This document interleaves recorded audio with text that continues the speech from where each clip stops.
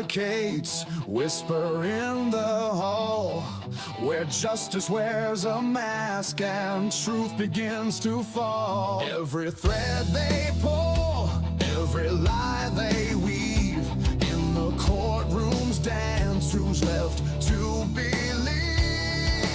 Oh, the devil's in the details, hiding in plain sight, innocent until the gavel steals the light. True crime echoes through the hollow night, fighting injustice with no end. The devil's in the details, hiding in plain sight, innocent until the gavel steals the light.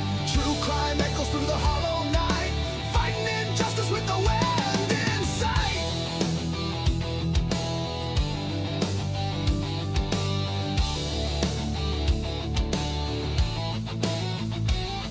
A photograph fades where the truth once stood, blurred lines between the bad and the good. The scales they tilt with every silver tongue, while the broken cry for a song unsung. Black robes sway like shadows on the wall, one wrong word and the mighty fall. Who's a sinner? Who's a saint? The jury's out, but the verdict's faint. Oh, the devil's in the details, hiding in plain sight, innocent until the gavel steals the light. True crime echoes through the hollow night, fighting injustice with no end. The devil's in the details, hiding in plain sight, innocent until the gavel steals the light. True crime echoes through the hollow night, fighting injustice with no end in sight.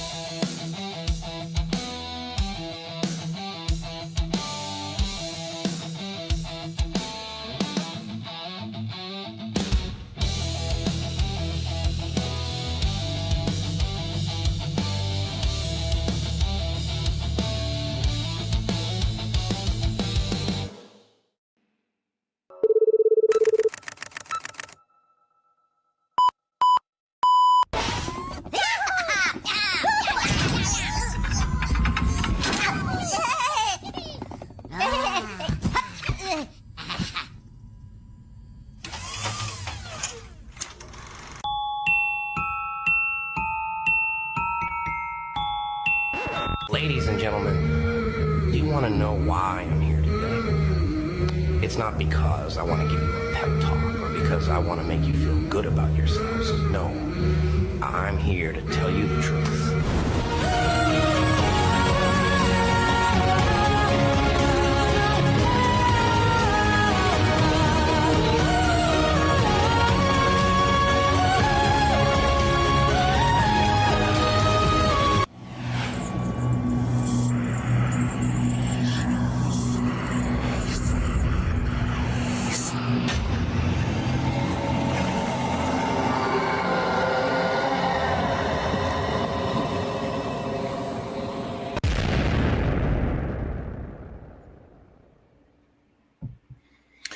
Hey, welcome everybody. Welcome to the show on a Friday night. It's the Devil's Advocates Crimes After Dark show. The parental advisory is in the corner. This is what I grew up with when music was transitioning into, you must have a parental advisory label on it because young children shouldn't be hearing about sex, drugs, and rock and roll.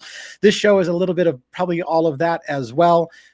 Hopefully you can hear me. I have to sometimes check to make sure my microphone is on. Give me a 1 if you hear a microphone, because that would be really embarrassing. I know you can hear me. I know it. I have to just feel confident you can hear me. But anyways, let me tell you, by the way, that we're going to rankle a few feathers in tonight's show.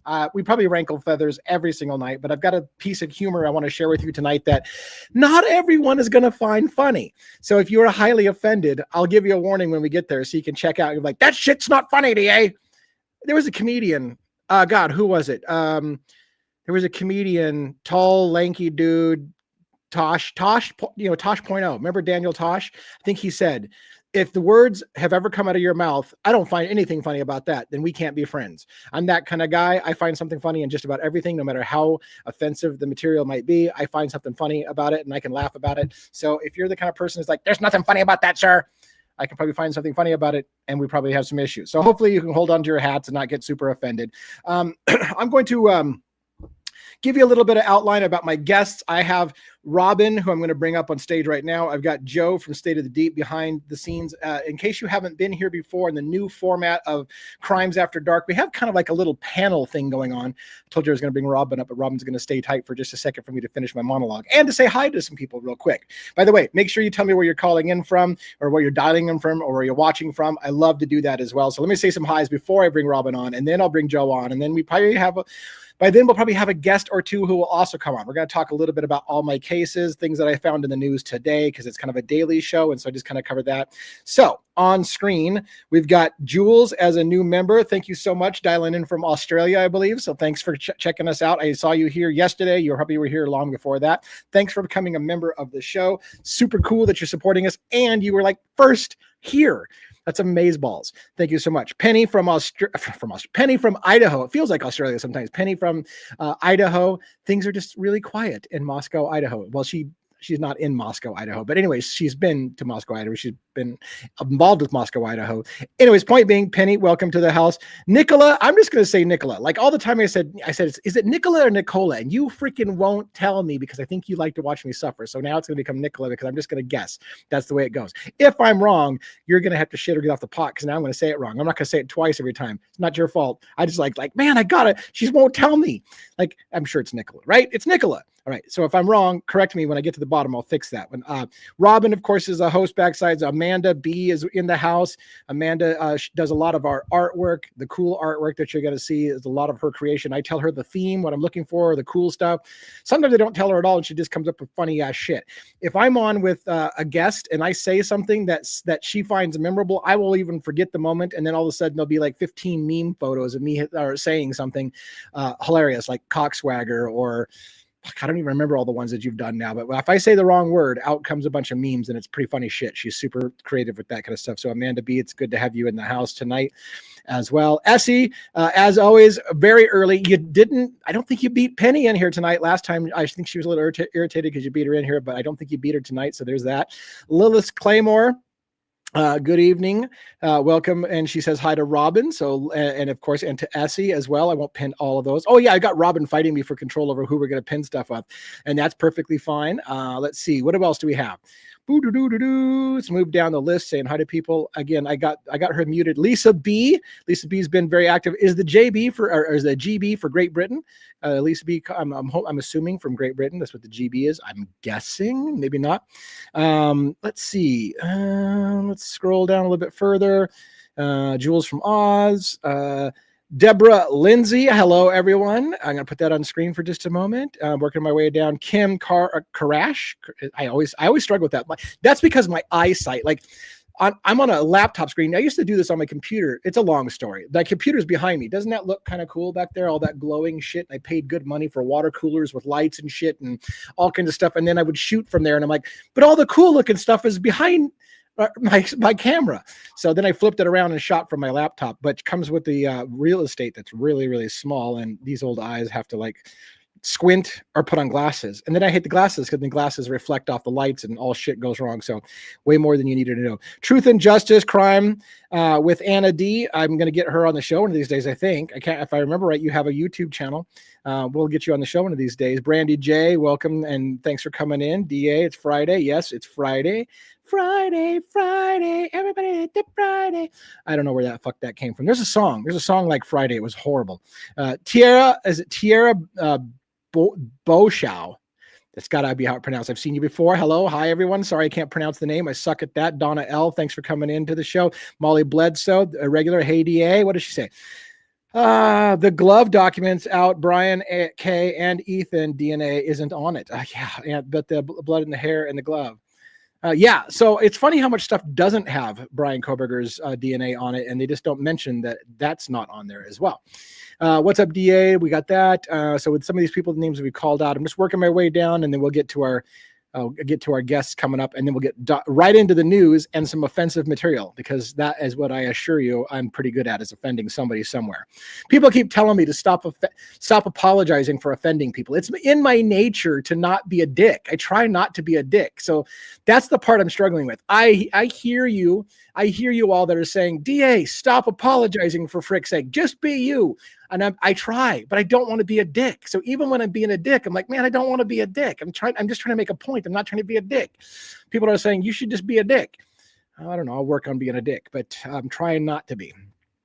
Because at the end of the day, even if I say something rude about you, chances are I can still sit down and have a beer with you and enjoy a conversation and have you disagree with me on things.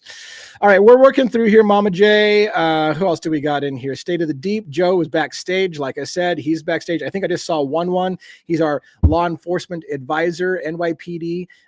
That's pretty cool. He's in the house as well. So we got some of our regulars backstage. It's gonna be a full house on the camera tonight. Working my way down to you, babe. Let's see, who else we got? Terry Ann from Minnesota. I love when you guys give your locations. Amanda B from West Virginia. I won't do it. Lisa Grant from Indiana.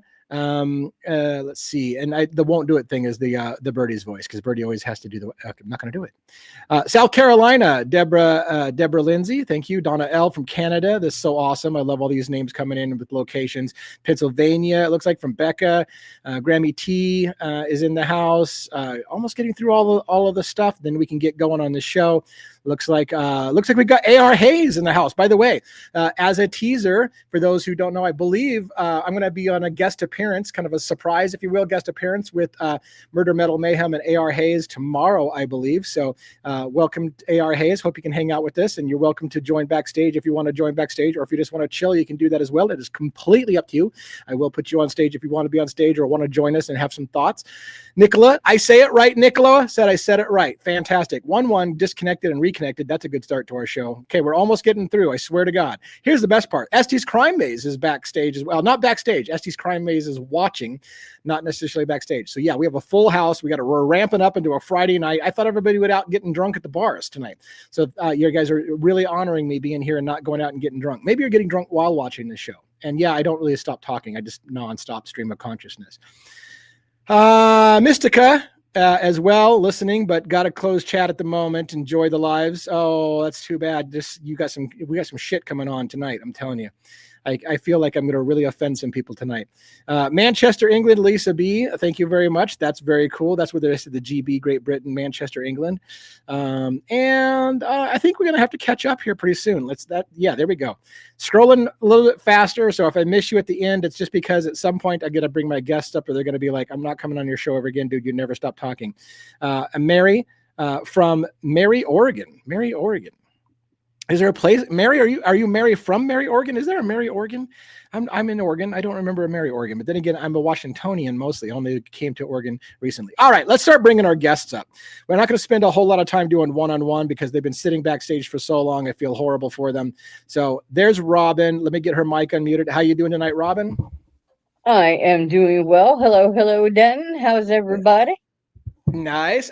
You now have control of the con. I'm going to spend a little bit less time looking at the chat and focusing a little bit more on running my slides, the videos, the offensive material that I plan on unleashing on the entire world. So I'm going to let you take over, mostly moderating that chat and watching the chat. Pin some comments on there if you feel I need to pay attention to that. I got Estes Crime Maze backstage, just joined in. So yeah, we have a full house tonight. Is there anything you want to say before I bring up our guests in order? Just that it's wonderful to be here. Make sure you like the video. I'm doing housekeeping duty here, and subscribe so you don't miss all the awesome content that's going to be coming your way. It's so good to have we got AR Hayes in the house, we got P in the house from his channel, and then is Pete in here too? Great. Yeah, Pete's here. So wow. Murder Metal Mayhem, got AR Hayes, Murder Metal Mayhem, got a full house. Now those guys are not necessarily backstage, but they are dropping in for a listen. So let's get Joe up on screen. Thanks, Robin, for letting me know that who all's there. That should be Joe. How about Joe? How you doing, buddy? I'm good. What's up, everybody? I'm going to try to do this. I'm going to give you full screen since you got a camera. Now, one doesn't have a camera, but you have a camera on. And if you put a camera on, I'm going to put your lovely face on screen so that we can all cheer and smile. And you got a zit right there in the right cheek you need to take care of. I'm just kidding. So how you do? Tell us about what's going on today. Anything special in your life? No, man. Just today's like the day that I get all my adulting stuff done.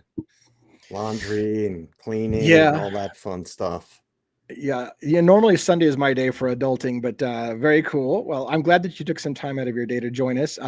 I think we have some topics to talk about that I want your opinions on, so that'll be very cool as well. I'm going to bring 1-1 to the stage, and I think, again, because 1-1 doesn't have an isolated camera, he's down in the lower corner with that cool little... Is that image actually taken from Game of Thrones? I heard 1-1, which is funny. I watched a lot of Game of Thrones, but I don't even remember the character 1-1. But is that image a Game of Thrones image that I don't know about? Anyways, it is. It is. It is. Tell us about JJ. that. Hi, Robin. Yeah, it's the character 1-1. He's a character in the show. He's the big giant. The big giant. Yeah, he's the big giant that winds up. What is this? I don't know. Like this was like season 3 or 4, maybe. Is that what it was, or? Yeah, it's season 3. 3, yeah. Season 3 or season 4. It's basically when Jon Snow and all that. They're basically like they get like surrounded, and they're kind of gonna. It seems like they're gonna get killed, and what's her name? Sansa reached out to I think it was I don't know, not the king, like the Northern Territory, and she comes in at the end. She made like an alliance with Littlefinger, and they come in, and he Littlefinger is connected to that like young kid or whatever, and it has been a while since I watched Game Game of Thrones. What a great show that Game of Thrones was, and people are like, how the hell does this relate to true crime? Well, it only relates because 1-1 is used that name as his nickname, and we won't tell you his real name. Again, we don't want to have him mistaken for representing his official law enforcement, even though he gives us some insights on. We like to ask him questions like, would cops really do that, or what does a crime scene really look like, or is that a reaction that's authentic? Those are the kind of things that's cool to ask you, and we enjoy getting your perspective on that from your experience in law enforcement as well.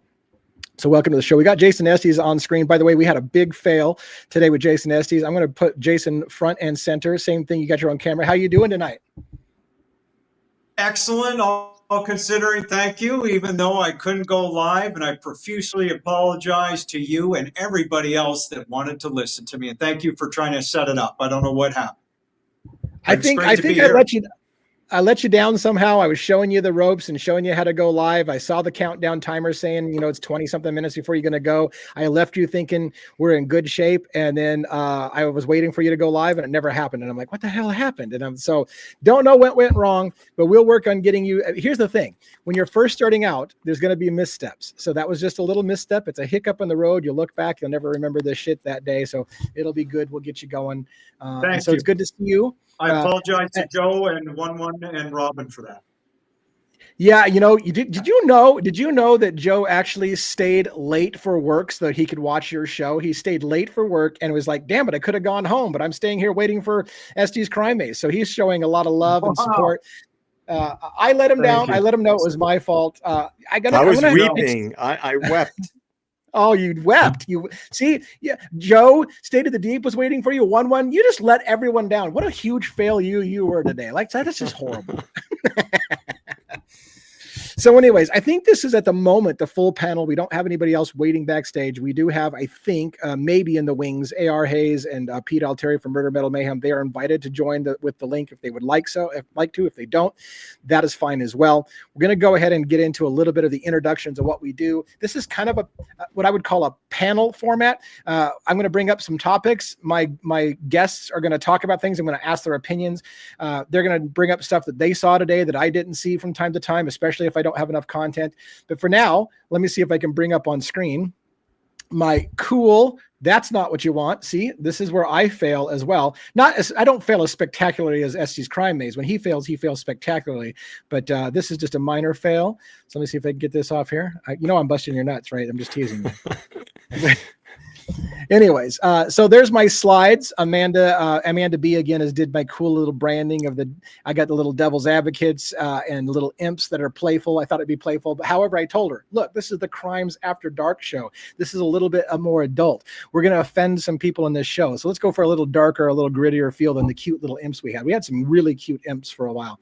So let me give you a little introduction to a few things, and then we'll go right into the news. These are the 5 cases that I cover at the Devil's Advocates. I play devil's advocates with mainstream media coverage. So when mainstream media says so-and-so just did this and wait till we convict this guy, I say, what if it didn't happen that way? I look for high profile cases in which I smell bullshit right off the bat. The cases I smell bullshit on are Brian Coberger, Idaho 4.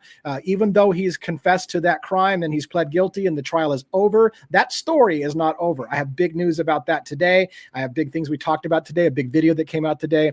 Tyler Robinson, the alleged shooter of Charlie Kirk. Did it really happen that way? Is Tyler Robinson really the shooter? Are we having some people who are having second thoughts right now on whether or not Tyler Robinson did it or did it alone? Yeah, I'm hearing that in the news now. I'm hearing more and more people are saying either Tyler Robinson didn't do it or he didn't do it alone. That's not a surprise to me. When it first happened, I said that story is going to change. I'm going to tell you that Charlie Kirk was assassinated, and it's for political reasons. It's not just some liberal, radical nutbag, whatever you want to say. That's the cover story. So we'll see who turns out to be right on that story. We're going to cover that. And I'm going to show you some examples of why I think Tyler Robinson isn't who they say he is, or isn't involved, or didn't do it alone, or whatever the case may be. We'll talk about that. Luigi Mangione, oddly enough, is how I started on TikTok, and then I moved to YouTube. Luigi Mangione was the very first story that I started covering. He is the alleged shooter of Brian Thompson, CEO of United Healthcare in 2024, late December 2024, gunned down in front of an investor conference in downtown Manhattan. I traveled there. I stood on the scene where Brian Thompson was shot. I rode the e-bike into the park where allegedly Luigi Mangione rode his e-bike. I went to the hostel where Luigi Mangione allegedly stayed. I walked the streets. I talked the talk. I walked the walk. I got called a motherfucker YouTuber who owes me lunch by some random New Yorker. It was very cool. I stole a bike when I was in New York, and the sirens went off, and I rode that stolen bike right to the police station in downtown Central Park. That was a super cool experience.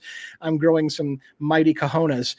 Anyways, and if you don't know what I'm talking about, watch previous shows. It's funnier than shit. I actually literally did steal a bike by accident and ride it to the police station. That's not an over-exaggeration. That's what happened, although I didn't intentionally steal the bike, to be fair. Anyways, and then Rex Heuermann, Long Island serial killer. I was also in New York for the same thing. I actually rode the Lear that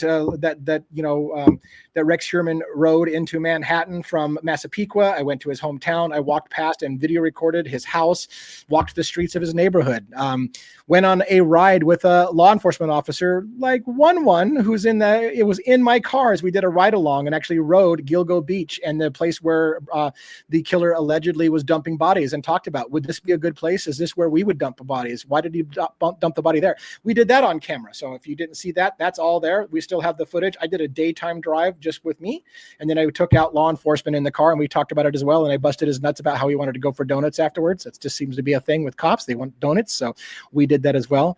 How do you like how I tease you all the time, one about that donut shit? Oh, he's going to go silent for me. He did. I just see he's have some connection issues. I bust his nuts, and then or he's just so pissed off. Screw that guy. I'm not going on that guy's show ever again. I guarantee you that's not what happened with 1-1. He's just having some connection issues. So despite what it looks like, that's not how that played out. And then Mickey Steins, the other case that I follow. This is the former sheriff in Kentucky, who shot and killed Judge Mullins in his chambers behind closed doors at the courthouse, gunned him down on video camera. There's no question about who shot him. It's literally on camera. And in that case, there's no question about who pulled the trigger, but there is questions about what was happening in that case and why. So we covered that story as well. And I'm telling you, that story is nutbaggishly in my wheelhouse. And we'll explain some of that, maybe if we talk about that tonight, although I don't have any slides on it. So let's start, as we often do, with Coberger in Idaho 4. Now, I'm trying to debate. Do I get your guys' feelings about what's going on in Coberger's thing first, or do you want me to start with my stuff that I've got for the day, and then you just add stuff at the end? What do you think? Oh, I think you should go first, DA. Then we could rip you apart. Yeah. Okay, that sounds good. I love it when you guys rip me apart. Now, here's the thing about I've got. This is a video that came out today from Pavarotti. Every single day, I get somebody busting my nuts telling me something to this effect. DA, you can stop doing YouTube now. Pavarotti solved this case a long time ago. He's already broke the case. He solved the case. He knows exactly what happens. If any, and furthermore, and this is the one that pisses me off because I don't mind that so much. What really pisses me off is when you come into my chat and you say, shut this moron's stream off and go watch Pavarotti. Pavarotti solved this case. You guys can, I would be embarrassed if I were him on the way some of his fans conduct themselves. Coming into another streamer's thing and saying, shut your stream off, Pavarotti solved the whole case. Having said that, I have no beef with Pavarotti. I like his research. I like a lot of things about him. There's things that I do differently than him for sure. Like I say murder instead of unaliving and things like that. But here's the key thing that's cool.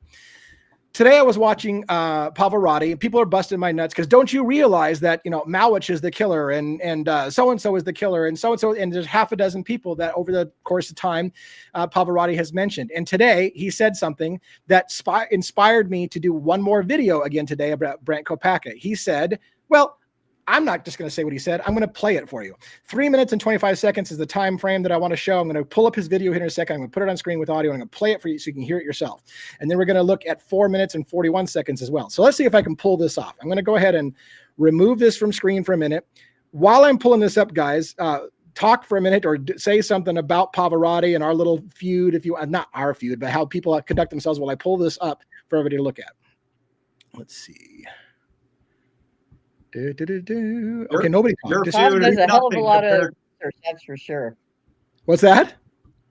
I said Bob does a hell of a lot of research, that's for sure. It is very true. All right, let's make sure I got the right one on screen. I think I do. And here's the thing. When I do this video, I got to make sure. The thing about StreamYard that's persnickety is if I share the screen, I don't get audio. I have to share specifically the tab that has audio in it. And so that's why I'm having to take this little extra time to load this up. Now, if I have this right, I'm going to add this to stage. That's Pavarotti. Do you see Pavarotti? All right. Yep. No. All right. You don't see Pavarotti, Robin? Oh, there he is. All right. Let me make sure. I see him. All right. Listen carefully. Listen carefully. You can stop talking, DA. Pavarotti's already solved this case. You're wrong about Brent Kopacka because Pavarotti solved it. It's Malwich. It's half a dozen other people. He's proved it. Aryan Knights, blah, blah, blah, blah. It's not Kopacka. Even though Brent Kopacka was on Pavarotti's lips from the very beginning, here's what he said today. Of the house they call L5. And that would validate the ICU Farley heard by somebody at Linda Lane around 1:30. I believe he had been scoping that place out, and he was the lookout. The DoorDash driver, I believe, had a part to play. All these people did. And I don't want to believe it's true, but it's quite possible. It's quite possible that either Brent Kopacka was set up as a patsy, or Brent Kopacka was actually one of the assailants. So there you go. A little bit of vindication for people who bust my nuts and tell me that you can stop talking about this case. Pavarotti's already solved it. It's not Brent Kopacka. Today, literally Pavarotti said, I hate to say it, but it might be Brent Kopacka either as a patsy or actually one of the assailants that went into the house that day. Kind of pissed me off, not because Pavarotti said it. It pissed me off because of how many people kicked me in the nuts saying, you're an idiot. Pavarotti said it's not Kopacka. While I pull up the next clip of his, I think it was 4 minutes and 41 seconds. You guys got any comments about this? I mean, I realize this is a personal beef, but any comments on that? On Pav? Yeah, about him saying that Kopacka may have been one of the guys now. Look, he has changed his tune so many times. That's why I don't watch his stuff anymore. I know I've said this before, but I enjoyed his content. And Pav, you're an entertaining guy. But 100%, yeah. I get a Fed vibe from him. I always have, like just someone trying to muddy the waters and distract, and I don't know that I can't help it. It's just the vibe that I get from him. Yeah, and by the way, I just I think one put himself backstage again while we're talking, and I just want to. But yeah, I mean, and again, I want to make sure people are clear. I personally. I personally have no beef with Pavarotti. I don't dislike the guy. I disagree with some of his thoughts. I've disagreed with some of. I mean, I could bust his nuts a little bit about things that he said for like 40 million years, which this is the route Molly took. She went airport way, and then all of a sudden in the video said, "Oh, I was wrong. She never went airport way. She went this way instead." After saying like video after video, and I had people busting my nuts. Molly went airport way. I mean, that's what he said a million times. And again, it's not a big deal. It's not a big deal because I'm not the one that's sitting there hyper criticizing every single thing Pavarotti says. I'm wrong sometimes. He's wrong sometimes. It's okay. But I swear, man, some of his people come in here and kick me in the teeth and tell me, "You're an idiot. Molly went airport way that night." And then he's later on says, "And you know what? She never went that way. I was wrong." Anyways, I don't even remember what I got exactly. Here's the best part. I don't know what I exactly have queued up at 4:41, but I know that was a time marker. So let's play it and let's just surprise ourselves on what it is. The next thing that I wanted to highlight just real quick about Pavarotti, which we now learn is just a couple of streets over from Mowich. Yeah. And I might mention is not too far from Kopaka's parents at the time. So one thing I want to point out. So I think all I wanted to point out was this. One of the things I said early on about the Kopaka connection when I was talking about it was that Darcy Nixon, Brent Kopaka's mother, owned a house in Lewiston, Idaho. And I talked about the possibility that Kopaka was involved and the possibility that the morning of the murders, Brian Coberger went down to Clarkston, Washington, possibly Lewiston, Idaho. They both butt right against each other across the river from each other. And it happens to be that Brent Kopaka's family lived down there. I had people tell me, "You're a moron, Devil's Advocates. The Kopakas don't have a house in Lewiston, Idaho. They live in Pierce, Idaho." Well, I showed the address on screen the other day of Lewiston, Idaho. And Pavarotti again said, Kopaka's mom had a house down in Lewiston. So all the things that I'm saying, I'm just, and the only reason I'm bringing it up is I'm just saying it's not Pavarotti. Pavarotti and I don't have a beef. Pavarotti and I don't have a beef. For some reason, his fans just love to shit on my channel and tell me I'm a moron because Pavarotti said something different. But today he's saying the same shit that I'm saying. And I did another video, by the way. I'm going to pull this up on screen now. Maybe stop screen sharing, add screen. We're going to go back to my slides here in a minute. And I just to piggyback off that, I've said that I thought Kopaka was involved for a long time. I've said he was somehow involved, that it's just too coincidental that he was taken out not long after the murders. So I always had a gut feeling that he had some involvement. So I just want to shamefully. I know. Sure. Jason Estes is like, you know what? Nobody actually died in the house that night. This is a giant psyop. You never saw any bodies. And he makes a great argument for it. So we will probably have some time and space for that as well tonight. And I wish you could have gone live today to give your full and pack up the psyop. Yeah. I got something for you, Estes Crime Maze, tonight, man. It's going to blow your head back, buddy.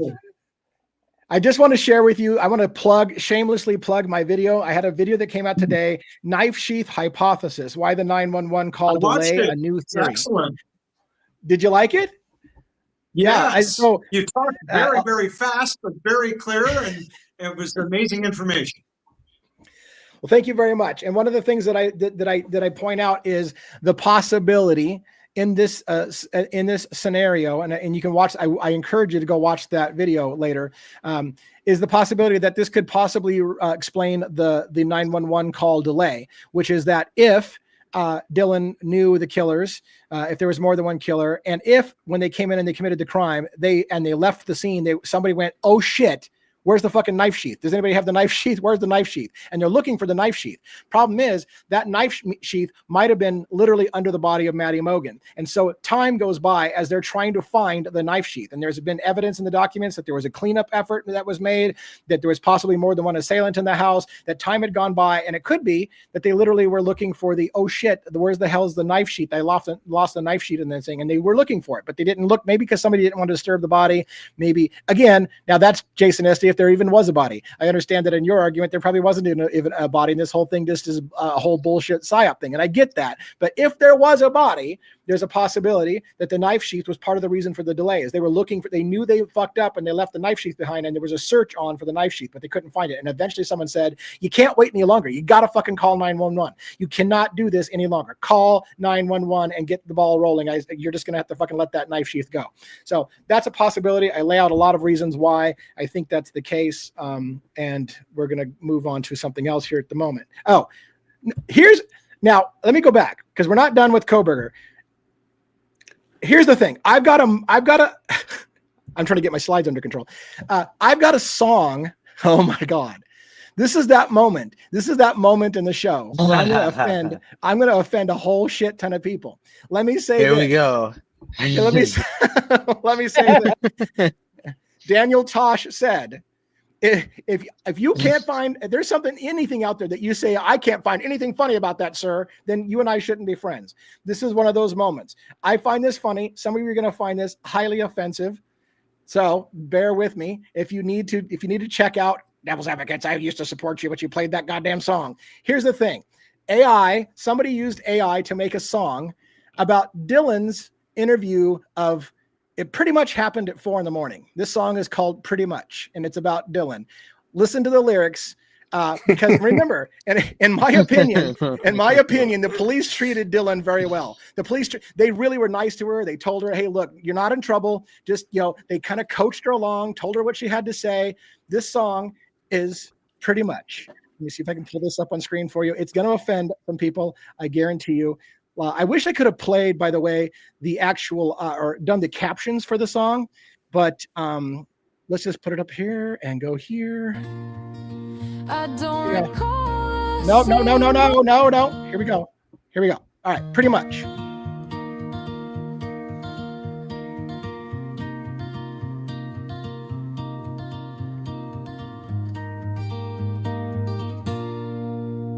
Is it real or just a dream? Can I tell you what I've seen? Pretty much at 4 a.m. a man appeared in front of me. I don't recall a single thing. I'm so lost inside my mind. No one answers when I ring. Was it real or just a Should we all- lie? Can I tell you what happened? Pretty much at 4 a.m. something happened. Pretty much, I don't know what happened. Pretty much, everyone is super nice. Everyone is super nice. But I'm not sure. I went straight past and left her there. When I saw her lying on the floor, I ran away, but I wasn't scared. I don't recall a single thing. I'm so lost inside my mind. No one answers when I ring.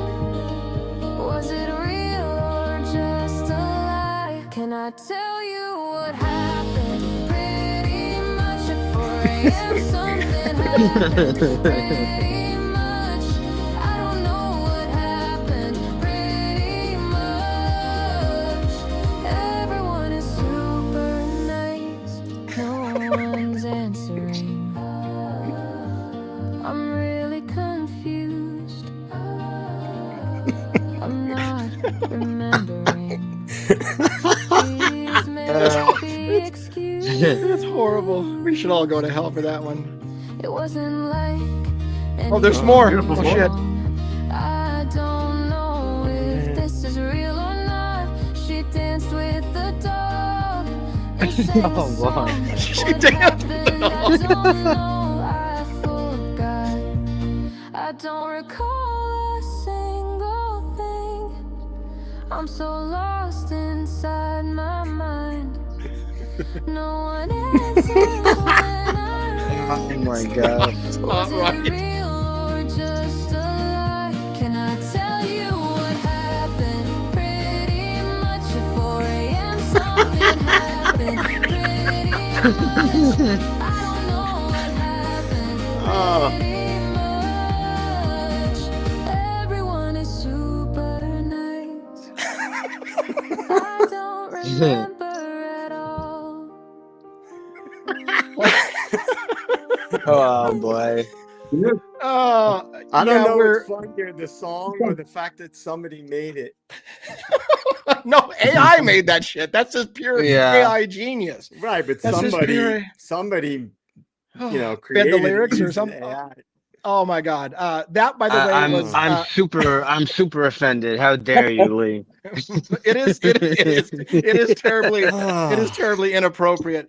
But when I heard it, I was dying with the whole "everyone is super nice," and I'm like, oh shit, that's hilarious stuff. My eyes are tearing. Does that make me a bad person? You're gonna need some therapy, I think, after that. Oh my goodness. I hesitated, but I do want to say who made it, and I almost hesitated because if there's backlash, I don't want them to get backlash. I did say, can I tell people who made the song, and she said yes. So it's a user by the name of Cat Farm that's on my Discord channel. She's the one that made it. I don't know her real name, so don't look her up. Don't try to find her. Don't dox her. Don't go murder her children. Whatever the case may be. It's supposed to be funny. It was funny, but and hopefully there's no blowback. So hopefully you guys take it for what it was. I thought it was awesome. We may have to end that show on that song because that was fucking epic. So before we move on to any other potential stories outside of Idaho 4, let me remind you, Joe and I are taking a trip from, so Joe here on screen from State of the Deep, we're taking a trip to Moscow, Idaho. We're going to go to some scenes. One of the things, I've got two really cool ideas. I'm going to pitch them to you live right now. I've got two really cool ideas. One of the ideas is that I'm going to try to get Joe and I, because Joe and I are going to be in a hotel room together. I don't know how that's going to go. It's going to be interesting. It's going to be epic. Sure. It's going to be epic. Anyway, I'll have a we're going to full be dossier by the time we get back. Nice. So I think we're going to try to do I'm going to try to talk Joe into doing a live. I'm going to take my lights, I'm going to take my camera, I'm going to take my action, and we're going to do a live from the hotel room before and after on both sides of the Moscow trip. So we're going to see if we can continue the nightly lives from the hotel rooms.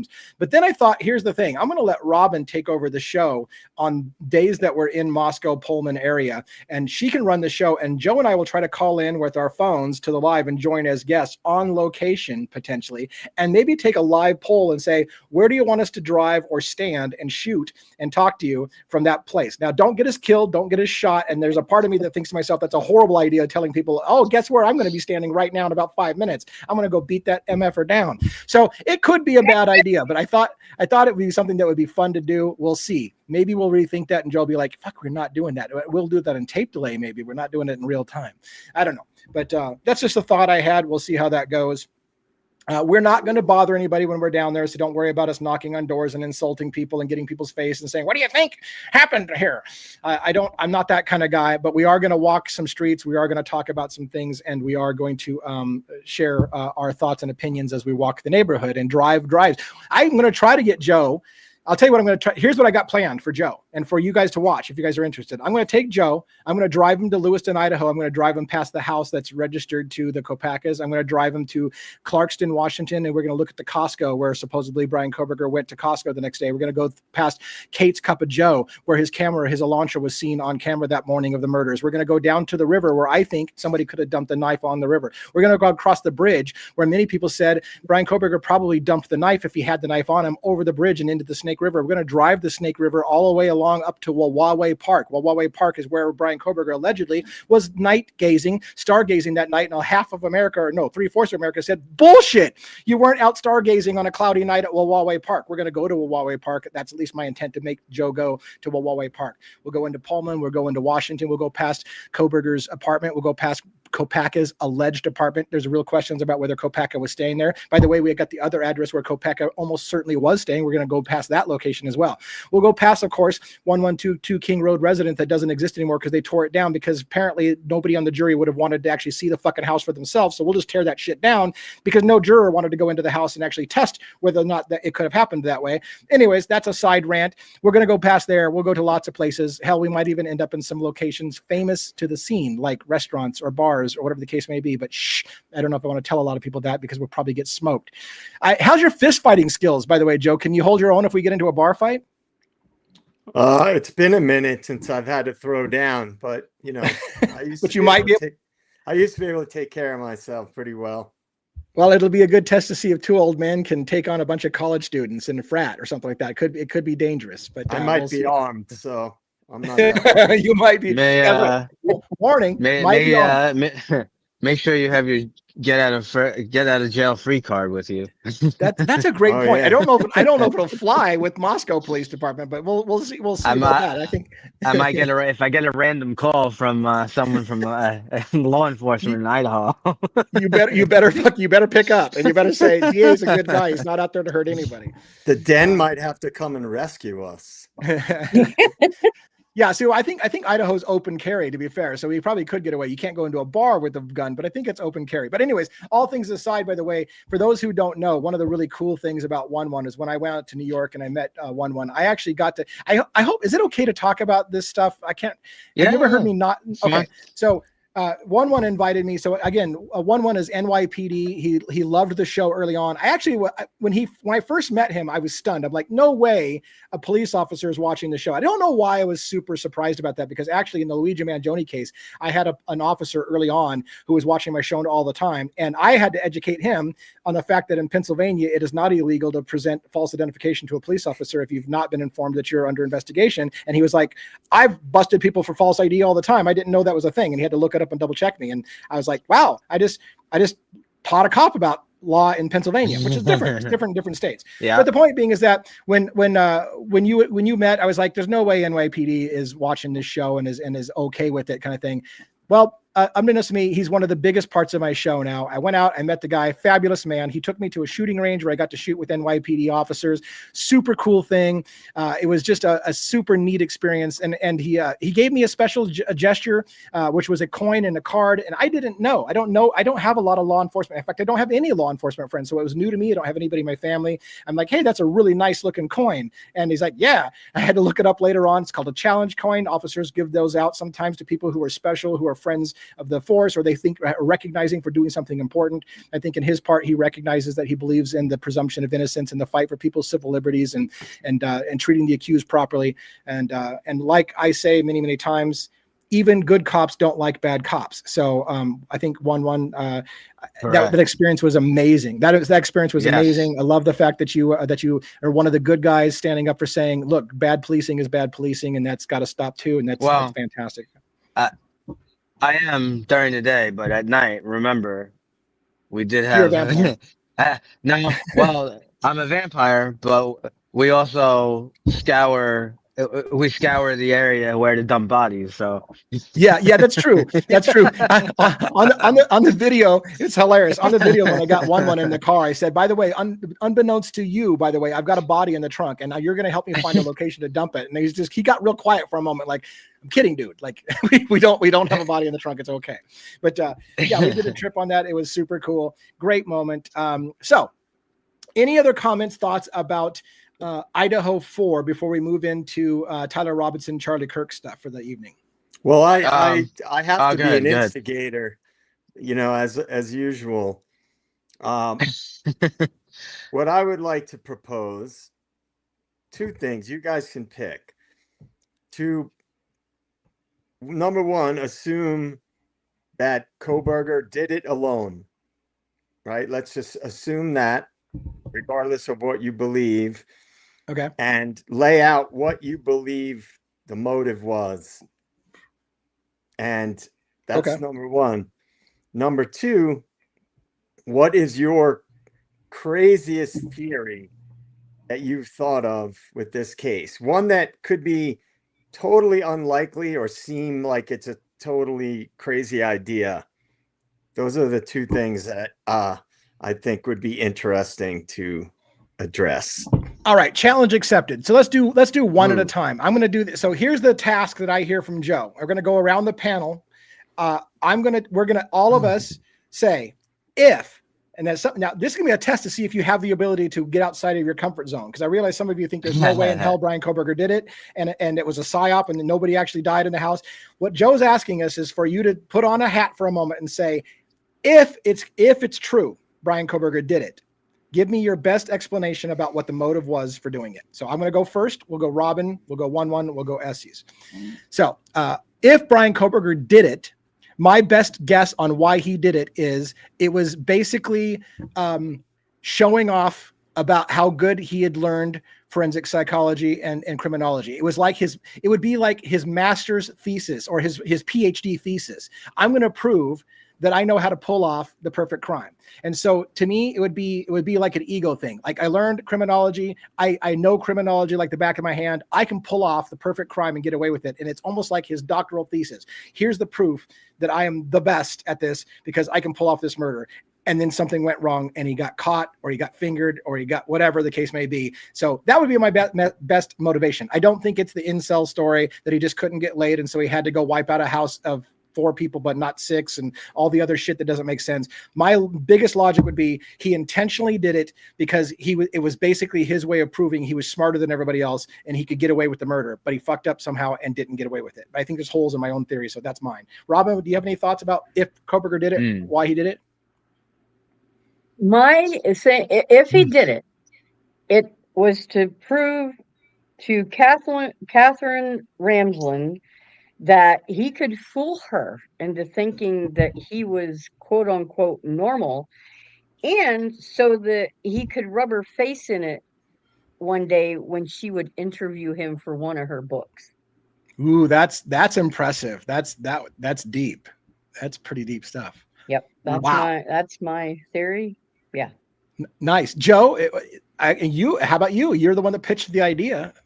Yeah, if Coberger was the perpetrator and the sole perpetrator, I think that he was buying drugs from someone in that house or connected to that house, and through it, he became obsessed with one of the girls. I would propose that it was Maddie, and that he had gone there that night actually with, again, this is just speculation, with the intent to sexually assault Maddie. And he was interrupted, or he came upon the room and Kaylee was in the room, which he was not expecting. So he had to kill them both. And then Xana, and he encountered Xana and he chased her downstairs. He had to kill her. Ethan was there. He got awakened and he had to kill Ethan, but he didn't go there intending to kill anybody. And that is why when he was leaving, he saw Dylan. She didn't witness the crime. So he was totally flabbergasted by what just happened and he left. Fair enough. I mean, I understand. So, in your theory, it was a sexual assault gone wrong, and then basically a lot of collateral damage. And then, like you said, at the point that people didn't directly see him and could or place him, then he let them go and walked out the house, and that's fair enough. I appreciate that. One. Do you have any theories about if Bryan Kohberger did it and did it alone? What was the motivation? This is a tough one. This is tough. I gotta think outside the box, because I don't think he did it alone. Maybe he had some kind, say something different than you guys did. Maybe he had a connection to the frats, and I guess it maybe could be something, because he would have to have a reason to, he would have to have that address, like what would bring him to that house. So maybe it was some kind of connection to the frats. Like maybe he either through the drugs or whatnot that the frats had something going on. They had a fight or whatever happened, and since they were friends with Koberger, they knew that this guy is going for a PhD. He's like he knows all this stuff about crime scenes and killers and everything, and they seeked him out, they weren't sure what to do. So maybe some of them were still alive or not alive, or like with the whole cleanup, and he was called to go over there just to finish business. And I realize it's difficult when like you and I It's both kind of tough. like, I don't I think you could know. have done it alone. So how do you say a I scenario? know. I But know. but guess who has the worst job? Jason Estes, who doesn't think anybody died in the first place, is now got to go on the screen and tell us why Brian Coberger did it all by himself. And I got to say, DA and Joe, with your hypotheticals, especially, you guys have really ignited my fertile imagination. But I would have to say, Coberger, I guess he'd have to be a Ted Bundy in my books. You'd have to follow the likes of Nancy Grace, Ashley Bashfield, and Jennifer Coffendorfer, the FBI, former FBI. He's got to be a Ted Bundy. You know, he had this fantasy about killing for so long. It was deep in his subconscious, and he couldn't hold it back anymore. And he went in there and he went and stabbed these four beautiful students. That's my hypothetical on Brian Coberger, but you know I don't really believe it. Well, thanks for being a good sport and playing along. I know it's difficult. Yeah. I know it's difficult. Joe, you had a second part of this equation. It was a completely different question. What was the next one that you The wanted to second discuss? part is, what is the craziest theory that you conceived of with this case, right? Because we've all had a lot of theories that you go through in your mind. You know, what is your craziest one? Wow. I would have to, I've got several that I've heard that are absolutely crazy, but which one do I think has potential legs? I would have to think about. Do you want to go first? It doesn't have to have potential legs. It's just okay. Theories that cross through your mind at one point or another. It doesn't have to, it would obviously have to be possible in the physical world, but right. It doesn't have to be one that you can back up with evidence. Just I think, in your mind, what was some of the craziest theories you had about this case? I think probably, and I hate to even say it because I dismissed it so early on, but I think one of the craziest things was Birdie from Birdie Bombshells had a couple of crazy theories in the early stages that it was some kind of ritual. And he talked about the rite of the twins. And he talked about how there was all this occult. There was a ceremony in the occult in which you had twins and they would be sacrificed. And then there would be somebody who would be the scapegoat, which was Brian Coberger. And he takes the fall for it. He was also have to be the watcher, the observer who was out stargazing that night. And he had all these tie-ins about how it could be an occult ritual. And I didn't really buy much into it, but then he started talking about how the house was the altar and the sacrifice, and there was animals sacrificed nearby, like Buddy the dog. And I had spent enough time in my life in the world of religion and occult and cultism and stuff like that I spent time digging into it. I'm like, okay, wait a minute. Like, I know a thing or two about esoteric schools of thought, occultism, even to some extent. I don't even want to have to explain all that stuff. But the point being is that I've never heard of the rite of the twins. So I started to look into it and I found things online. So I would say, out of all the theories, that was probably the craziest one, in which I entertained long enough that I started doing research to say, okay, hold on. Is it possible, and then that kind of dovetailed into one more, which is the horror movie theory that literally there was some discussion that Coberger and his friends all talked about one day. Wouldn't it be fun to go kill a bunch of college students or girls or whatever, like in the slasher films, because they're all slasher film fans. And they even talked about making kill kits and how they would do it. And so is it possible that some kind of combination of people who were obsessed with horror films, occultism, whatever, did they get together and decide to pull this off on some specific night? You remember the killer, supposedly, according to some 4chan post, said, or it was Papa Rogers who was coming out saying, that day was picked for a reason. Anybody know why? So it started to make me think, was there a reason? Was that date significant in time? Do we have some kind of ritual effect? So that's my crazy theory, is there was a kind of a ritualistic type element to it. And I at least looked into it and pulled the thread. So how about you, Robin? Do you have the craziest theory for yourself? Pretty much at 4 a.m. Oh, sorry. Love that shit. Maybe it was the lizard people. There, how's that? You're saying that like you don't believe it, Robin. You got to at least make us believe it. Joe didn't say that the lizard people. He said I didn't have to have evidence, so Right. Well, yeah. Okay. Fair enough. Joe, did you give your thoughts on the craziest one you had? Yeah. I mean, I've had several pretty out there. Can I give like 1A and 1B? Sure. Yeah, I kind of did that. Okay.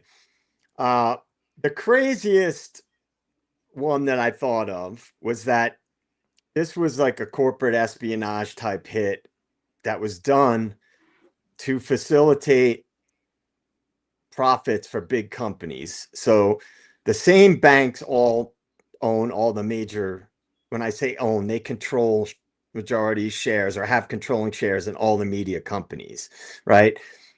So by default, then to tie it in with CrimeCon, we could say that Othram Labs could be considered as part of that, right? Because they're owned by banks that are owned by banks, that kind of thing that we had looked into.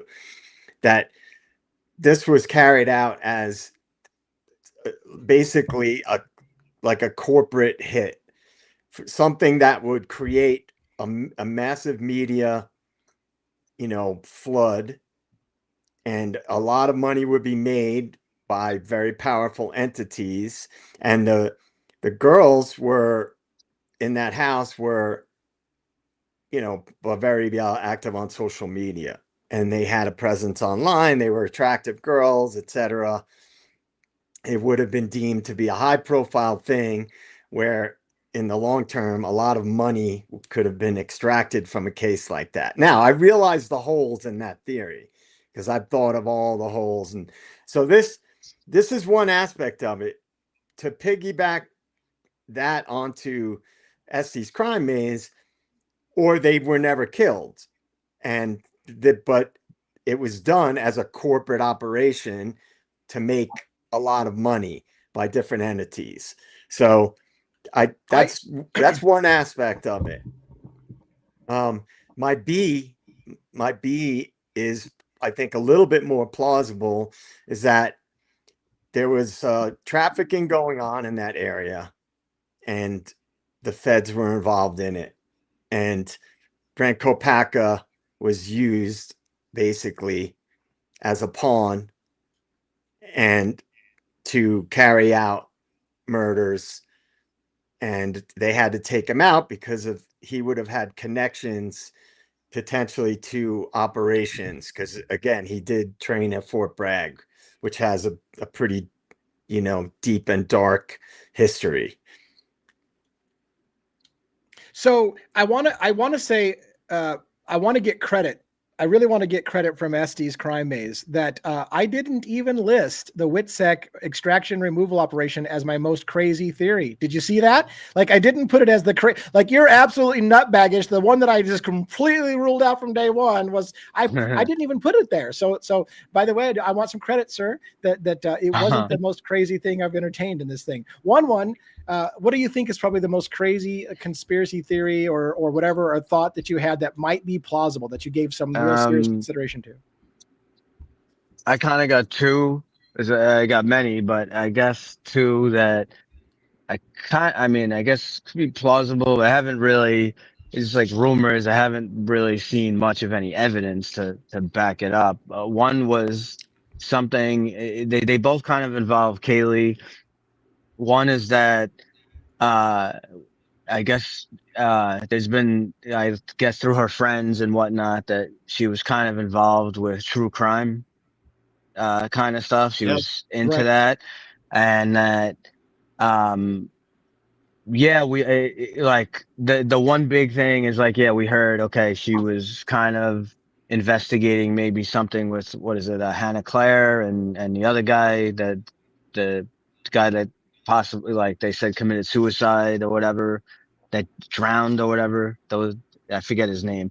That was like one thing a bunch of people talking about, but there was also something I watched a while ago, that since like she was involved in true crime and whatnot, and how something like came up that she was kind of like somehow like a victim of some kind of identity theft. Like her info was actually used, and it was somehow connected to, like the Aryan Nation there and whatnot. And since like she was into true crime, like she was kind of like investigating, like trying to figure out how her info is used, and, maybe, came up on, actually figured it out. And, some high up people were possibly involved in that, and they had to take her out. That's one.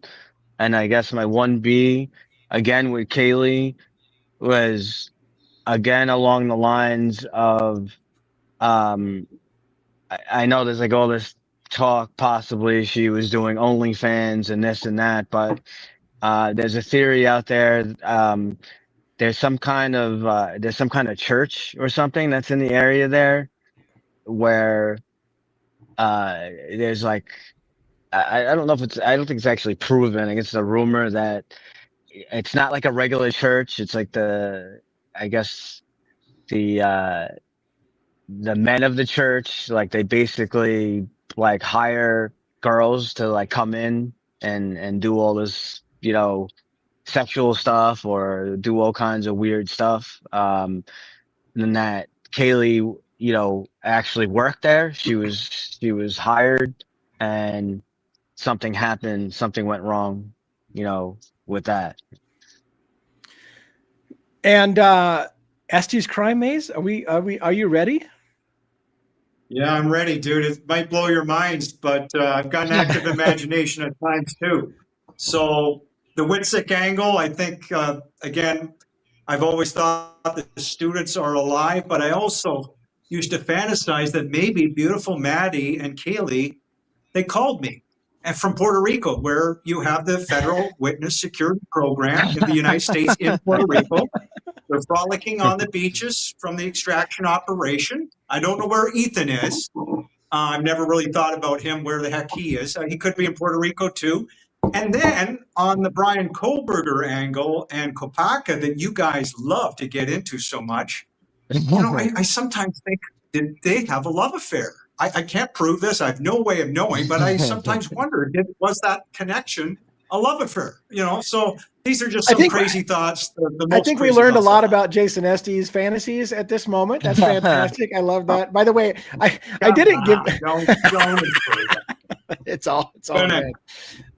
No, thanks for sharing. By the way, I didn't mean when 1-1 finished, I was distracted pulling up my next segment that was going to come up, and I didn't give you enough credit. By the way, thank you for sharing the Kaylee things. I think Kaylee has always been, in my mind, the key to this crime myself, and so I didn't give you enough probably talk on the back end. I think Kaylee is a big part of what happened that night. A really big part of it, and a mystery, and perhaps a mystery of exactly why.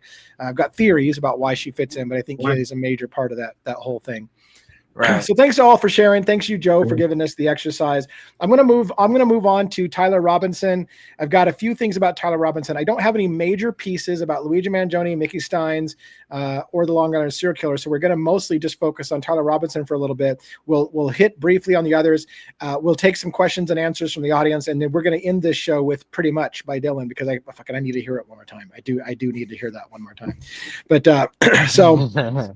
We're gonna put this up. Whoops, not now. Come on, play it again. Stay backstage, Dylan. Hold tight. Your song is gonna be a mega hit. But anyways, we're gonna talk about Tyler Robinson, the alleged shooter of Charlie Kirk. And again, a lot of people think that that didn't happen the way that they said it did, but a lot of people think that it did. And I want to point out something that I saw today on the news that really bugged me, or I should say in my research. I don't know if it was necessarily the news. This was an article, CNN's Ellie Reeve confronts Candace Owens. So if you follow the Charlie Kirk situation, you probably know who Candace Owens is. Candace Owens is getting a ton of play on all of her theories. We've talked about Candace Owens possibly being CIA, which is funny because she actually has a line of merchandise that's the Candace Intelligence Agency, CIA, and has mugs with CIA on it. So is it that much of a stretch? Is she literally like putting it in your face that she works with the CIA? But whatever the case may be, Candace alludes to many times that she has a bunch of inside information, that she knows feds, she knows people in the CIA, she's well connected. Everyone in politics knows who she is. She knows people. And so when she says things, she gives you the air of, I'm not telling you everything I know, but trust me, I know. So in this particular interview that I want to pop up on screen for you in a minute, she's called onto the carpet by Ellie Reeve from CNN, I believe, about, do you really know anything, or are you just talking out your ass? And I thought the conversation was asinine. I want to play the clip for you and tell you what I think about it when you see it yourself, because one of the dumbest questions in the world gets asked to Candace Owens. But I want to load that up. So you guys talk to us a little bit about Candace Owens and stuff while I get this loaded on screen. Tell me what you guys know. Well, I'll tell you something about Elle Reeve. Yeah. She did that epic, legendary interview with Tim Dillon. That is probably the biggest viewed video that CNN has ever done, because Tim Dillon schools her like a father teaching his teenage daughter about how the world works.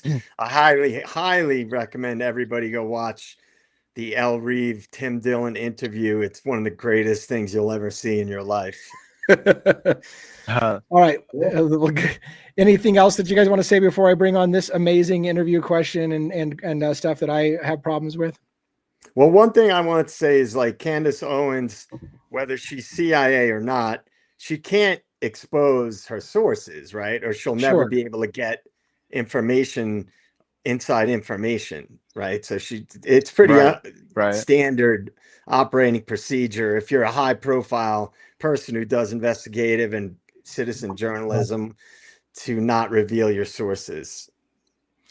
So when I play this, of course, here's the disadvantage. If I want to have a channel that is monetized and makes a little bit of money from the commercials on the side, I'm going to shoot myself in the foot the more videos I show. So when I show clips like this, it probably is a sure sign that I'm going to get demonetized, but we're going to play it anyways. This is what we do. I want to play this clip, Elle Reeve talking to Candace Owens, and I want you to focus, because I don't want to necessarily pause it. I want you to focus on what I consider some of the most asinine questions asked, which is something to the effect of, you're saying that the feds may be lying about this, but did they tell you that? Because I mean, do you have any proof? Did they actually tell you that they lied about this? And she's like, no, they didn't actually tell me that word for word. Okay, then you've got nothing, because they didn't tell you lied. And I'm like, that's the dumbest fucking logic I've ever seen in my life. So you're going to fake something. You're going to help perpetuate a myth on the entire nation. But did they tell you they did that? Well, they didn't tell you. Then you've got nothing. They didn't tell you that. Like, come on. Dumbest questioning I've ever seen in my life, but I want you to watch it for yourself.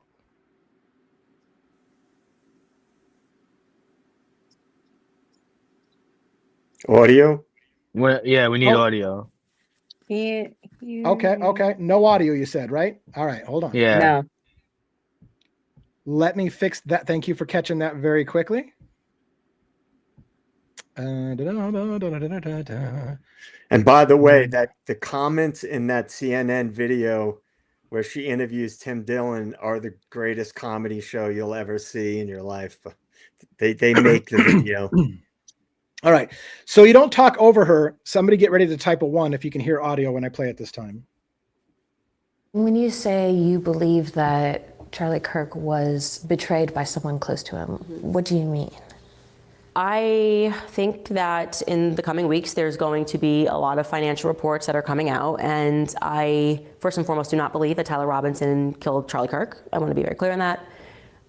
Whether he was involved, I think the answer is yes. I think that's obvious. And your basis for saying he didn't act alone is what? I don't know, maybe the weird Fed messages that were concocted out of thin air that had no timestamp and were written like they were speaking in 1822, among other things. Their lack of an ability to answer any basic questions about what took place. But do you have any proof that the messages were made up? Because that would be easily proven. Yeah, but they didn't put timestamps on them, and Discord came out and said they didn't exist. This was supposedly text messages, not Discord messages. It's my understanding from the indictment. I actually did not read that they were text messages. The indictment calls them text messages. What would it be like the feds are like on a computer, typing it out back and forth? That's exactly what it is. The feds made up the text messages. But you don't have anyone from like the FBI telling you that, or law enforcement? I have leaks. Okay. No. Has anyone leaked to you? And Tyler Robinson But has anyone said to you, even off the record, like, yeah, we faked these? I have very strong sources everywhere on both sides. Well, I look forward to seeing the evidence of that. Sure. Because when we keep talking about evidence, it's like, who's going to present that evidence? Like the mainstream media? Like who are you expecting to come out? Yes, that would be a hot story. No, it wouldn't be. It would be. It wouldn't be. If the FBI, like if I had a source telling me, like if I had proof that the FBI faked those messages, that would be an enormous story. Yeah, I kind of feel like we live in a post-Epstein world, and we know how stories get shut down. And So I don't know if it's just me, but the question of, did the feds actually tell you they faked those messages? Then you've got nothing. Did anybody actually tell you that they lied about that? Then you've got nothing. So I was like, are you kidding? Like her needling Candace is, if the feds didn't tell you they lied about it, then they must be telling you the truth. Like, I don't know. It just, the whole She thing works for rang with no wisdom. CNN, man. That's the CIA. news Yeah. network. And her attitude of like, oh, if this was true, it'd be great news. Us media and outlets like CNN would be all over it. We would expose it. And she's like, yeah, I don't think so. And like, no, it would be great news. We'd love to expose the feds. I'm like, not if you're working for the feds. So I just thought that was an interesting thing to share on that. Let's see. I have one more thing I want to share. And this one was given to me by a person about, oops, let me pull up the right screen. I think it's this one. Candace Owens is the queen of CIA Limited Hangout, in my opinion, by the way, too. Anyway. Yeah. No, Tucker. That's Tucker. Tucker. Oh, Tucker that's is right. Well, he's not. Tucker is the grand wizard of the limited hangout. Yeah. Yeah. Now this one I'm I going to take that back. I take that back. It's Alex Jones is the Tucker. grand wizard. Tucker Fucker Carlson. kill. That's your pet name for him. Right? Listen, I didn't want to steal your All right, so let me see if I can pull this on screen. I already can tell you I'm discombobulated because I have to forward past this and pull up the actual audio. So what you see on the left, and we're going to watch the video, is an X account user showing a video where he's calling out this sheriff, and you can see on the screen he's pointing with his fingers to this sheriff who's on the show 60 Days In by A&E, and saying that sheriff in that picture on the TV show 60 Days In is the same sheriff standing out here making the announcement by Charlie Kirk. And the guy loses his shit over, they're literally putting actors in front of your face on this on TV acting like he's a real sheriff. Now here's where the guy I feel like misses the entire point. 60 Days In is a reality show. That sheriff is a real sheriff. And that's why he's really there on the stage. It is the same sheriff from 60 Days In, but that's a real sheriff, not an actor. So that's where I think the guy made. And what sucks is I like the guy's delivery. Like I really like the guy's presentation. I like the whole thing, but this is the kind of stuff that gets spun out of control by people. Look, they're literally putting actors on TV. This guy's on a TV show, 60 Days In. Here he is behind the thing. They're putting it right in your face. It's just crisis actors, whatever. That is the actual sheriff. That is Sheriff Mike Smith. He's a real sheriff. That's his running for sheriff page with him and his family. He's a real sheriff. He's on 60 Days In, which is a reality show. But is it in Utah? It is in Utah. It is in Utah. Correct. He's a Utah sheriff. I verified all of that because I was like, I've watched a lot of 60 Days In, and I know that these guys were. So I wanted to double check this guy. But what I want to show you is the clip, just for shits and giggles, of him saying, "Look, this is just an actor on TV." Because I thought it was worth showing how easy it is for us to make simple mistakes, and then we look like idiots if we run too far with it. So, anyways, talk about this for a minute while I freaking get this up on screen for us. Well, the guy that posted that video, is that the one that I sent you? Yes. Is that how you saw it? Yeah. Ryan Mata, he's a pretty big content account on X, and he does a lot of videos, and he's sensationalistic. But I would even argue, though, that, what would that guy have been involved in the case? Well, yeah, go ahead. Because I mean, if he wasn't really actually involved in the case, then why would they have him behind them? Right. To be fair, he's not Orem County Sheriff or Orem. I can't remember what county Orem is in, but he is Utah Sheriff, and so I did try to. They didn't say he has any relation directly with Orem, but I don't know what county Orem is in, so I didn't go that far on it. But let's take a look at the allegation here and talk it through a little bit, because again, the part that I was trying to make sure that we have to be careful about when we're doing this is that indeed, 60 Days In is a reality TV show with real people. So the question is, he's not just an actor. He actually is a sheriff. Now, the question is he a sheriff over Orem? Is there a reason for him to be there? But let's take a look and see. Give me some kind of sign or a word or whatever, because last time everybody's late on the ones. Make sure we have audio. So when I play this, tell me if you got audio. No No. audio. Nothing. Okay. All right, sons of bitches.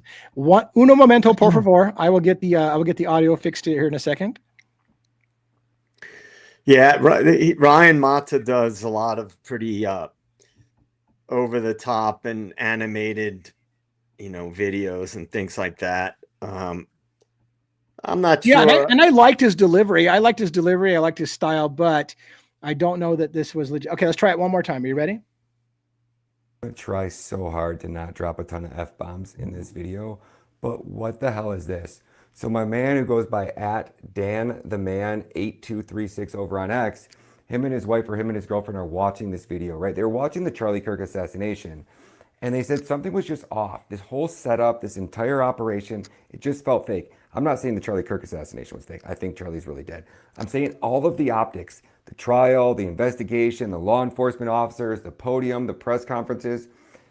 So she starts telling me that the cast, the sheriff from 60 Minutes A&E show, 60 Days In, the cast, the sheriff, that's the same gosh damn sheriff right there. What in the hell is this? Like, is it that fake and gay where there's not actually a real law enforcement doing the investigation, kind of just gets passed off? So the real cops on duty just go, oh yeah, it's outside of our office. They put it over to a special unit, and that special unit's doing the investigation. And the normal cops just go about their day. They keep their head down. Well, I'm not part of that investigation. I don't know what's going on. And really, that investigation, it's all fake. It's just fake cops, fake actors. The governor wants to hold a press conference. So they hit up fucking their boys in the intelligence agency. Like, hey, we need a sheriff. Yeah, send an actor down there. And he literally plays a role. So he's used to acting and playing that part because he's playing the role here. Is this what level of fake and gay we are talking about?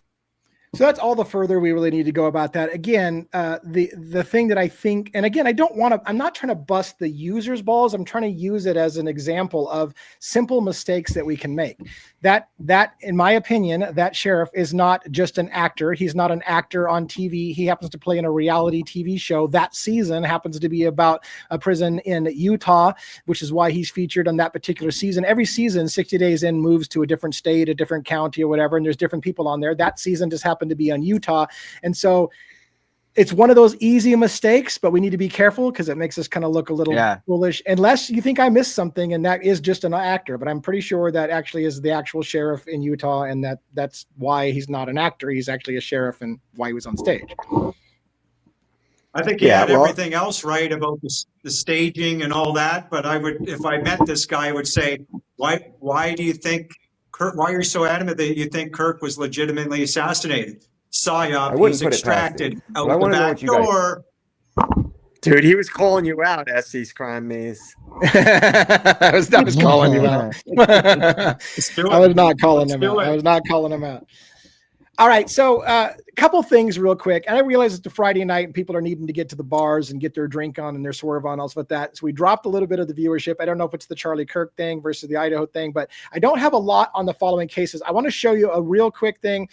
Just to ask if you guys have any comments, and then we'll take some live questions and answers. Robin, be looking for any questions. Again, I want you guys to ask questions on any of the cases I follow. I follow Idaho 4, Luigi Mangione in the shooting of Brian Thompson, Long Island serial killer Rex Heuermann, Tyler Robinson in the Charlie Kirk situation, and Mickey Steins in Kentucky that shot the judge in the judge's chambers. If you have any questions, comments, or things that you want a live feedback on, fire those at us now, and then I will pull up just a quick screen share of my screen. All very important cases, particularly Idaho 4, as you guys know, and Luigi Mangione. In terms of, we don't want the elites overriding our human rights and fundamental freedoms through these false flags. What's that, sir? Oh, I was just going to say, it's funny about the Mangione thing, because here's the thing. I'm going to side riff on this for a moment at the risk of losing a few people. Every time I tell a story, it feels like somebody busts my nuts about pronunciation. So when it first came out, people were saying Luigi Mangione, and they would pronounce it Mangione. And so when I was early in the case, I was saying Mangione. And then I had a bunch of Sicilians and Italians say, for God's sake, man, show some respect and pronounce his name right. It's Mangione. Right. And so when they say it like that, Mangione, I'm like, fuck, that sounds Italian when you say it that way. Mangione. So I'm like, it's Mangione. And then all of a sudden I see his lawyer get up there and say, Mr. Mangione. And I'm like, wait a minute, his fucking lawyer just called him Mangione. Does she not know how to pronounce her own client's name? And then the people, no, it's Mangione. I got into a fight and I'm like, fuck you guys. Like, I can't pronounce this name right. Same thing happened. Steve Gonsalves. So I said Gonsalves for the longest time. And then one day someone says, it's not Gonsalves, it's Portuguese. It's Goncalves with a hard C. So I thought, oh my shit, but I've been saying it wrong this whole time. So one time on a video, I came out and said, Steve Goncalves. This fucking idiot doesn't even know how to pronounce Gonsalves' name. It's Gonsalves with an S, you moron. And I'm like, fuck all you guys with the pronunciation Nazi bullshit, because I can't get it right. You know who I'm talking about. Sorry for the rant. But the point being is that when you stumble all the time on, I'm not sure how to pronounce his name right. Join the club, brother. I don't know either. Go with one and let it be, because you're going to get your nuts busted by somebody, no matter which one you pick. So there's that. We got a question on the screen. Yep. I watched DA's most recent video. Sorry, I was reading this comment from Victoria S. I watched DA's most recent video on the Idaho 4 hypothesis. Curious what he thinks the motive was for the hit. Why was Kaylee the target? Okay, so yeah, so I guess I asked for it, right? I asked for it. So how do I explain this?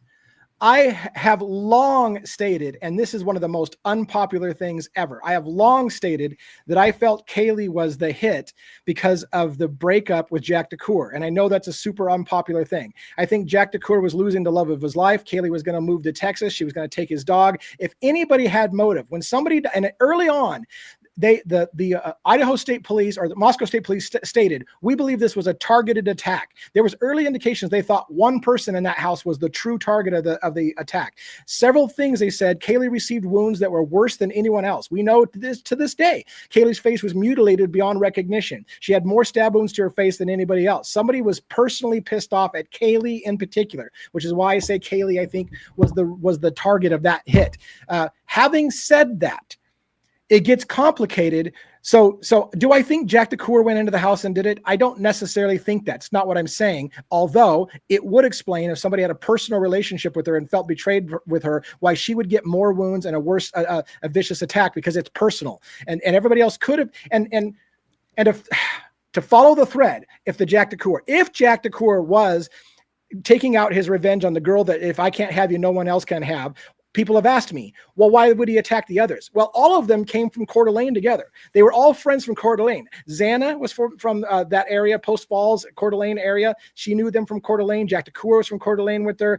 Maddie was from Coeur d'Alene, best friends, and had lived with them in Coeur d'Alene. All of them came together. So if a Jack DeCour, for example, was slighted by his girlfriend, he could be mad not only at his girlfriend that was leaving him, the love of his life, but all her little friends that stood up for her and basically treated him like shit and convinced her that she should leave him. He would have a rage against all of them. Now, does that mean that I think Jack DeCour went into the house? Not necessarily. So here's where it gets complicated. So when I say that Kaylee was lured back to the house that night by Dylan, who said, hey, why don't you come hang out with us for the weekend? Because Dylan wasn't, by the way, Kaylee wasn't there in part because there was reason to believe she kind of feared Jack DeCour. She had moved out. She broke up with him and she was out of the house. She didn't want to stay there. But Dylan lured her back to the house. Maybe Dylan lured her back to the house for Jack DeCour because Jack DeCour had some nefarious plans. Now, here's where it gets complicated. I think the hit more than likely could have been on the house because of a drug thing, because of the members of the house who actually turned on somebody and got involved with turning state's evidence on people. That could have been a reason for the hit. But if somebody knew the killer or the killers who were going to do that hit, and he wanted to also have his girlfriend taken out at the same time because he's pissed off at her, maybe he wanted to make sure she was in the house that night. And it could have been a little bit of a combination of both. And I know that's super fucking confusing. This whole case is super fucking confusing. But my theory is that it's very likely You asked what the motive was for Brent Kopacka and Coberger. I think it's possible Brent Kopacka had a certain set of skills. Somebody knew Kopacka had a certain set of skills. He had friends. Those friends said, hey, we want to take a hit on this house. We got certain people we want to take out. We need somebody with a certain set of skills. He had those set of skills. He happens to also know somebody from Pennsylvania who's good in forensic psychology and knows some shit and can help them get away with murder and know how to clean up the crime scene. So did that loop in Brian Coberger? Was it simply that there was a hit on the house? Kopacka had the skills to do it, but he knew a guy, Brian Coberger, who could help them get away with it. And so they basically got some advice from Coberger. How do we get away with this crime? How do we pull it off so that we don't get caught? He gave them some advice. Maybe he even drove one of them to the house. They committed the murders. Brian Coberger then gets caught up and gets fingered, either intentionally by them because they're like, we'll just make him go down as a patsy. What he doesn't know is we're going to plant evidence on him when we get in the house so that he'll be the one to take the fall for all of us. Could it have been something like that? It is possible to me. So that's an answer to that. I got something to piggyback off of on that. With, you know, I also think Kaylee was probably the target. It could also be, you know, you went with the Jack angle. It could be also her, whether it's something like I said, you know, the proof. I don't have the proof of this identity theft ring or whatnot, but whether it's something with the identity theft or if it's something that she was investigating the Hannah Claire, you know, death and that other guy that, you know, what was it? Was it Hunter's friend, right? Hunter Hudson Ludlow. Chapin. Yeah, him. That maybe she was trying to. She was, you know, she was into true crime and whatnot. So maybe she stumbled upon. She had some kind of evidence or something, and the reason why she has more, you know, more injuries, or, you know, looks like possibly maybe she was tortured a bit. Someone was trying to get evidence. You know, she had some kind of hidden evidence or whatnot, and. You know, Let me, I mean, you look at the house. I mean, some of the house was like, right? Like, what was it? Dylan's room, I think. No, not Dylan's, Bethany's room, right? You could see like you know, the desk and some of the stuff looks like it was ransacked, you know, So so. let me address. I want to address this user's comment because this is a great comment and it's something I don't say a whole lot. So I want to address this. Cousage or something like that says, what I find absurd is the idea that someone's planning to commit a crime would openly carry a knife sheath. Are they really going to pause, unclip it before attacking? Highly unlikely. Let me give you another scenario that pops into my head about it not being a hit, but still Brent Kopacka. Brent Kopacka had PTSD. He was shell shocked from the war. He had PTSD and was discharged from there, and he had mental issues and a PTSD and a drug addiction that basically was dealing with medicating that PTSD. So the story goes. There's a scenario. I knew somebody with PTSD, and if there was lightning out and a lightning cracked, he'd be on the floor crawling, looking for Charlie to shoot him, kind of thing, because he would go instantly back into some kind of combat mode, and it would freak him out. Something would trigger him. So if Kopacka went into the house for something else, to buy drugs or do something else, and something snapped him in that moment, and he just lost his shit, his combat training could have kicked in instantly. Maybe he always carries a knife with him. He could have pulled out that knife and just started stabbing every motherfucker that was in the way until his PTSD overcame. He just snapped. He could have just snapped, and maybe somebody saw him and then he chased them down and killed them. It could have been unplanned. It may not have been a hit, and it still could have been somebody who had the skills to do that. So they went in there for drugs, whatever the case may be. Something happened. It triggers that response, and they freak out and they start killing everybody that gets in their way. And then eventually that overrides and they leave. And they're like, "Fuck! What did I just do? I just lost my shit. I'm gonna fucking go down for this. They're gonna blame me for killing everybody." Which, you know, so that's a scenario as well that could be like, maybe it wasn't a hit that somebody took the knife sheath in, but they had a knife sheath on them and it wasn't planned. It just happened. Estes, I wanted to throw something out to you real quick. The reason why I sort of went away from the Witzek extraction theory as time went on is because I thought, well, they could have just pinned it on Kopacka and said, we got the guy who did it. You know, we traced it to him and we had a standoff with him. He's gone. Moscow's safe. Everybody get back to your life, right?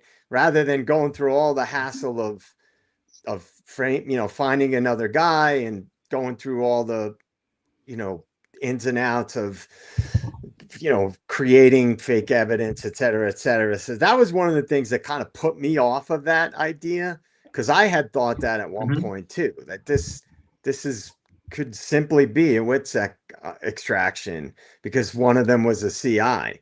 But that was actually the thing that sort of made me turn away from that theory. Fair Yeah, enough. and you look like But, you had some thoughts, Jason. Go ahead. Oh, thanks. No, I think we've all said, and I agree that there was a CI, I think reason, logic, common sense, based on what happened, even if you think that the girls were murdered in Ethan, which I don't think they were, but I think there was a CI in the house. And obviously the CI was compromised, and that's why you had somebody was targeting thus the students. But in all this conversation, what has not been said, and I would be interested to hear from the law enforcement man, Woo Woo. Did I get, no, 1-1, sorry, 1-1.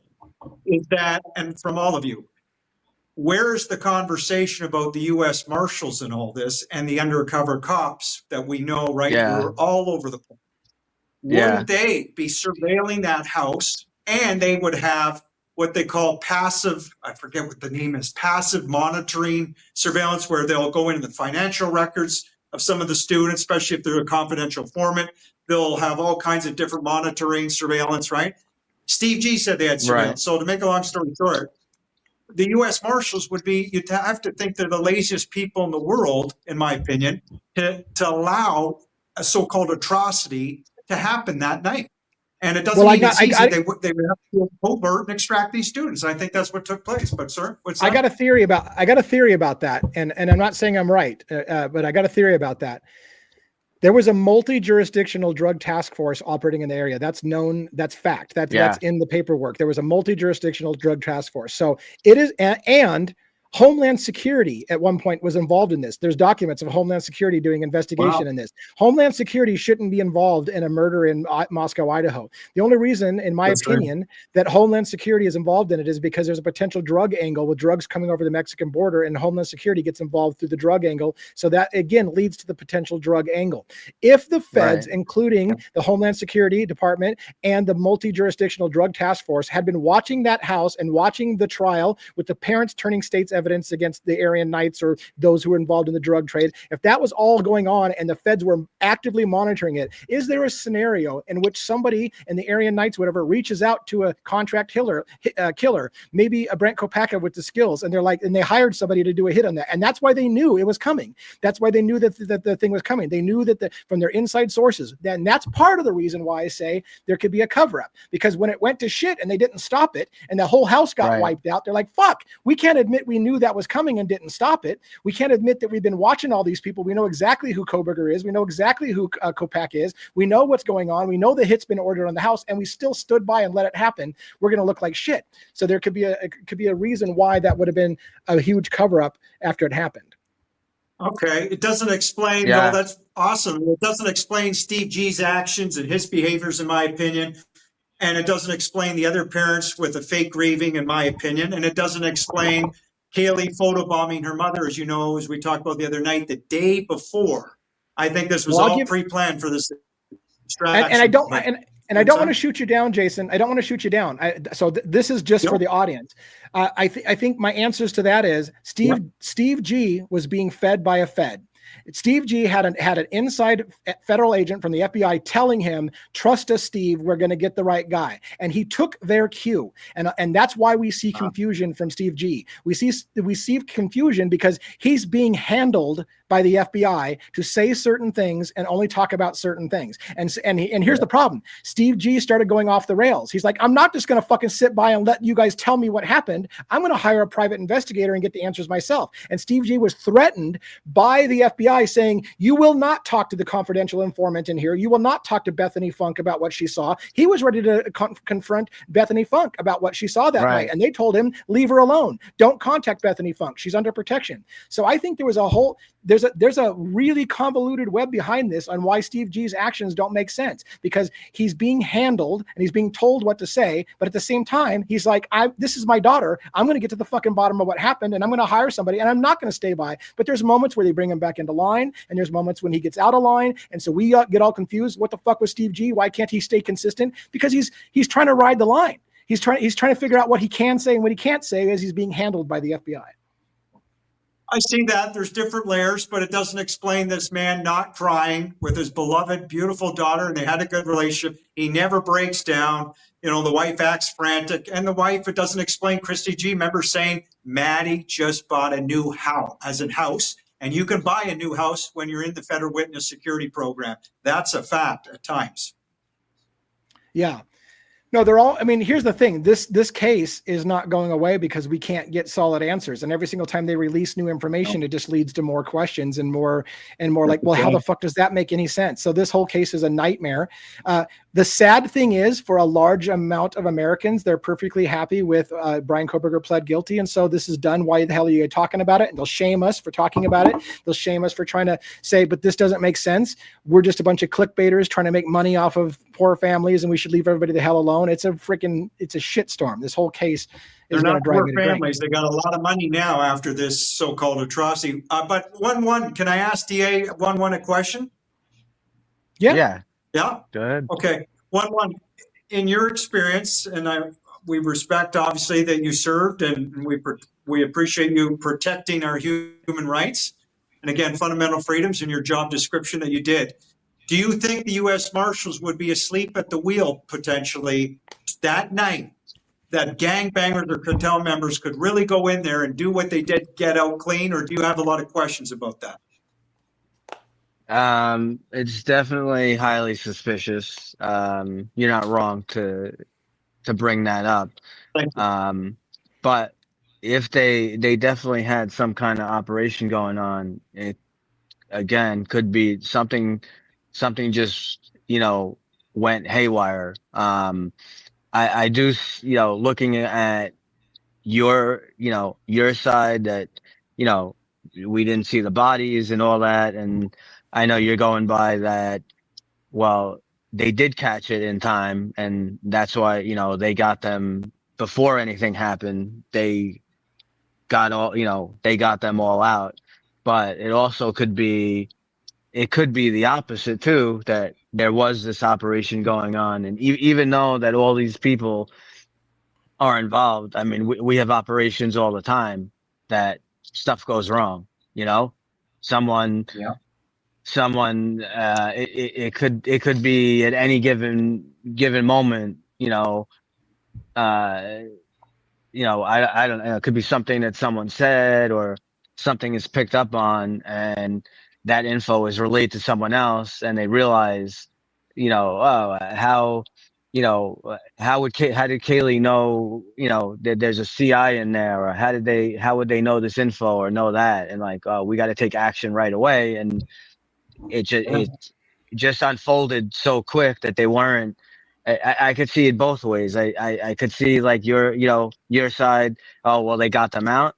And I could also see, no, there's this operation going on, and they weren't able to stop it in time. And that's where all this cover up and all this redacting and all this silencing going on. I've never heard of something so ridiculous of people, people are the attorneys filing a motion about trying to find out about why something is silenced, and then they even silence that. Yeah, right. It's ridiculous. Yeah. Ridiculous. And I want to say too, another thing.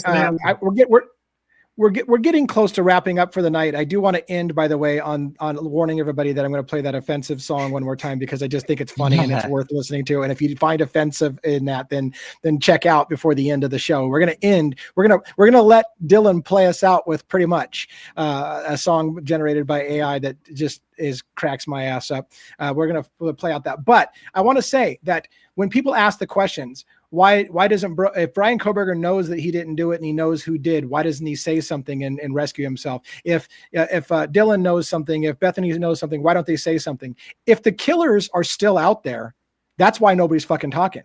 Because if somebody's willing to go in and brutally kill 4 people and chop them up like that, you better shut your mouth. As someone said, snitches get stitches. What you don't want to do is when the killer's on the loose and you know they're capable of doing that kind of thing, of being, hey, I know what really happened that night. Your life expectancy would be very short, in or out of the joint, in my opinion.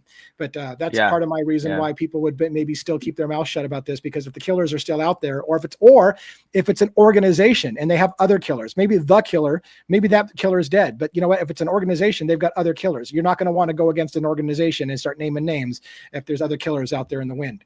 So there could be a lot of reasons why people just won't talk about it. Do you guys have any last thoughts before I let Dylan play us out with this beautiful song, Pretty Much?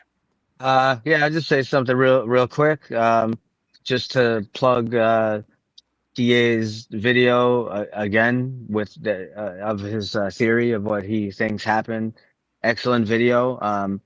What really was I didn't really think about it before, that one of the things that you brought up just as a little teaser about how Molly couldn't find the address and kept driving around because she put it in the GPS.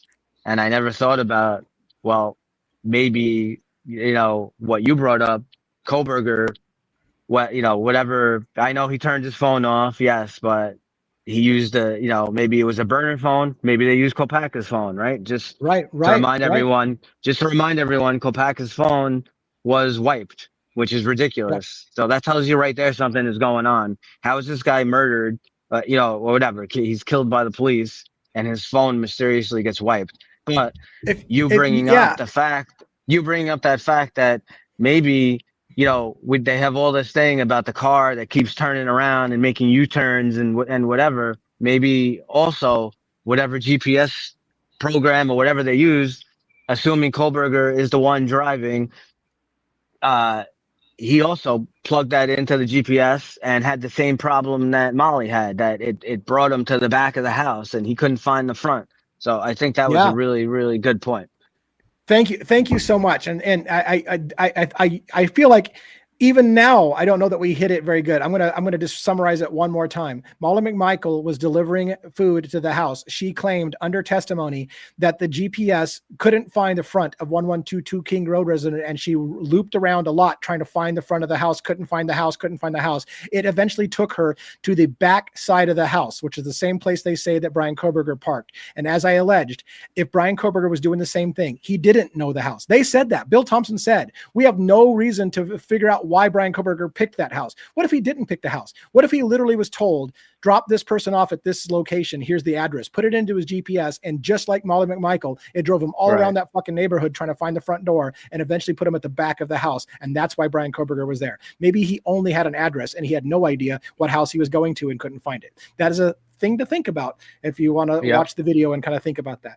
So, all right, guys, I'm going to go ahead and say good night to everybody. Thank you all for my panelists. What a great night it was tonight. At one point, we peaked at 200, which is the best show I think we've ever had. As the night goes on and everybody wants to get their drink on, they're leaving. So I'm going to play us out with a highly offensive song. We laughed, we giggled, we had a good time because we have a sense of humor. Not everybody does. I'm going to go ahead and mute everybody. Say good night now, and I'm going to mute all the microphones. I encourage you to stay and listen. Yes. Remember, I'm going to help can you can I pump my Yes. Can you pump me up?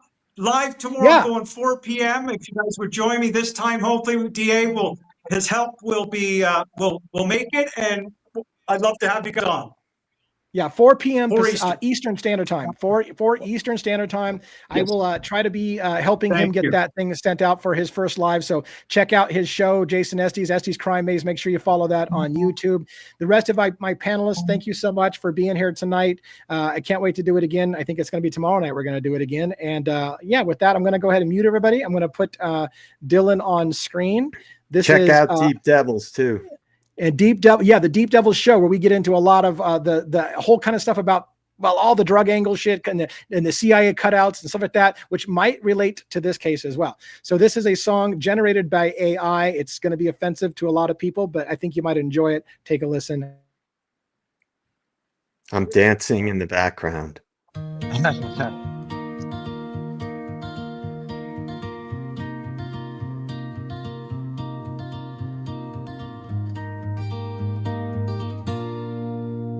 Is it real or just a dream? Can I tell you what I've seen? Pretty much at 4 a.m. a man appeared in front of me. I don't recall a single thing. I'm so lost inside my mind.